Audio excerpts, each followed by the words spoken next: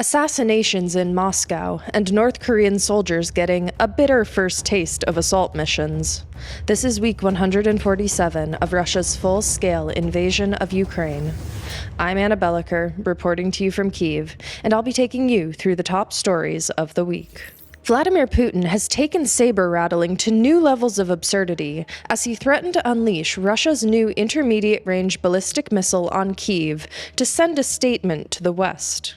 At his annual press conference on December 19th, in which he traditionally extols Russian propaganda and goals for expansionism, Putin suggested that Russia and the West should engage in a high-tech duel of Russian weapons against Western air defenses. He proposed launching an Oreshnik missile at Kyiv while challenging the West to intercept it, claiming that the missile is unbeatable. Putin's remarks followed his earlier threats to use the Oreshnik to strike at decision-making centers in Kyiv, the meaning of which remains unclear. Rather than cave to the threats, Ukrainian President Vladimir Zelensky has pushed back by calling Putin a dumbass and saying that Russians are just thugs. A day after Zelensky's comments, those of us in Kyiv did indeed wake up to explosions, but not from an Oreshnik. Russia launched 5 ballistic missiles at the capital on Friday morning, killing 1 and injuring at least 12 others. Residential buildings, office buildings, and a hotel were damaged, as well as buildings that house the embassies of Albania, Argentina, Palestine, North Macedonia, Portugal, and Montenegro. Explosions haven't been uncommon in Kyiv in recent weeks, but this attack was a notable escalation. It was loud and very intense. Russia first launched the Oreshnik at the city of Dnipro on November 21st. Experts have debated how new the missile really is, and how much its hypothetical capabilities are being exaggerated. Still, this is already an uneasy time of year when it comes to attacks. The past couple of years have seen big strikes around major holidays, and it's not unlikely that the next 2 weeks could yield some harrowing moments. Multiple reports have emerged this week indicating that North Korean soldiers who are fighting alongside Russian troops in Russia's Kursk Oblast are suffering heavy losses. North Korea is estimated to have sent 10,000 troops to fight alongside Russia since August, and sightings of them were relatively rare until Russia began using them in ground assaults this month. Although exact numbers are not known, at least 100 North Korean soldiers are estimated to have been killed and 1,000 more wounded. A South Korean official who shared these numbers attributed them to the North Korean troops' lack of familiarity with Russia's terrain and lack of knowledge about drone warfare. A senior unnamed U.S. military official estimated that the losses may be even higher, closer to a couple hundred killed. Ukraine's military intelligence claims that the Russian military has created special protocols regarding the North Korean soldiers, and that Russian soldiers must undergo inspections before entering common areas, where their phones and electronic devices are confiscated. There is still very little photographic evidence of these troops' presence, despite growing reports of their participation in assaults.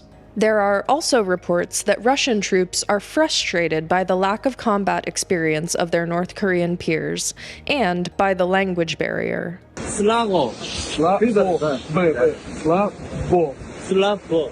Early in the week, a group of North Korean soldiers reportedly engaged in friendly fire with members of the Chechen Akhmat unit, killing 8 Russian soldiers in an incident that Ukraine's military intelligence attributed to the language barrier between the soldiers. Ukraine's security service intercepted a phone call between a Russian soldier fighting in Kursk Oblast and his wife, who works as a nurse in Moscow, in which the wife claimed that wounded North Korean soldiers were being delivered to the hospital by the trainload, and staff were forbidden from speaking English to them.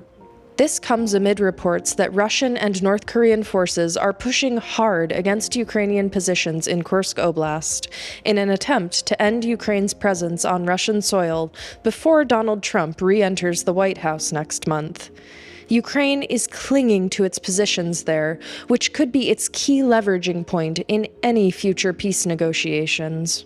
Commander-in-Chief Alexander Syrsky says that as of now, Ukraine is holding its ground in multiple directions in difficult battlefield conditions.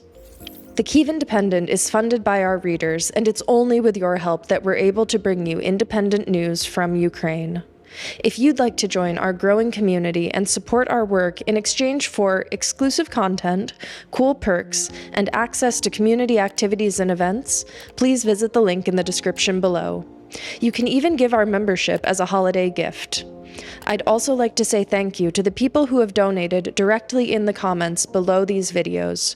Your support is hugely appreciated. In the early morning of December 17th, Russia's Lieutenant General Igor Kirillov was leaving a building in Moscow when a bomb attached to a nearby scooter detonated, killing him and another Russian serviceman.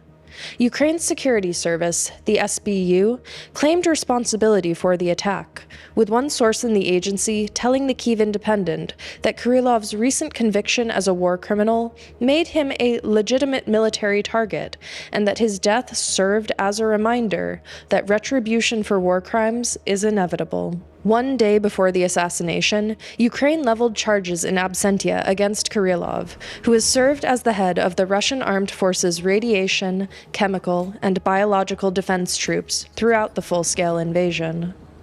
Russia's use of illegal chemical agents has increased over the course of the full-scale invasion. They're often used in a brutal maneuver in which Russia uses a drone to drop a suffocating agent into enclosed Ukrainian positions, often trenches. Unless they can get a gas mask on instantly, the soldiers will begin to suffocate, and their main impulse will be to run outside, at which point they're extremely vulnerable to being hit. This allows Russia to clear positions from a distance, using primarily drones, often without destroying the positions themselves.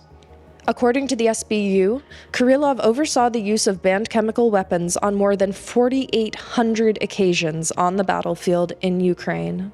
Kirillov also played a central role in spreading misinformation about chemical weapons on the Kremlin's behalf, particularly surrounding the conspiracy theory that Russia's invasion was partially justified by Ukraine hosting fictional US-funded bioweapons sites. Kirillov has routinely acted as an expert witness for Kremlin-manufactured conspiracies about Ukraine and about the West. Russian media reported on Wednesday that 2 suspects had been arrested in the case and charged with aiding the SBU in carrying out the hit.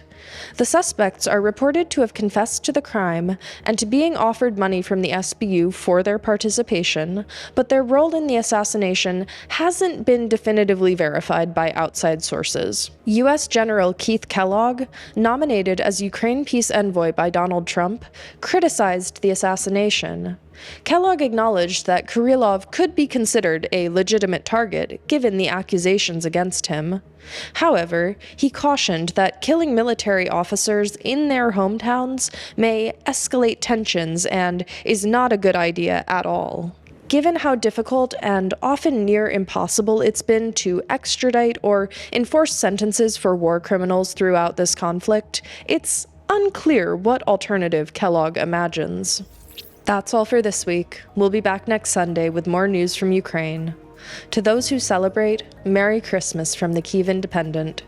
Your support is what allows us to bring you independent, unbiased news about Russia's brutal invasion, which we are committed to doing no matter how much uncertainty the world faces in the coming years. If you'd like to become a member of the Kyiv Independent community, please visit the link in the description below. I'll see you next week.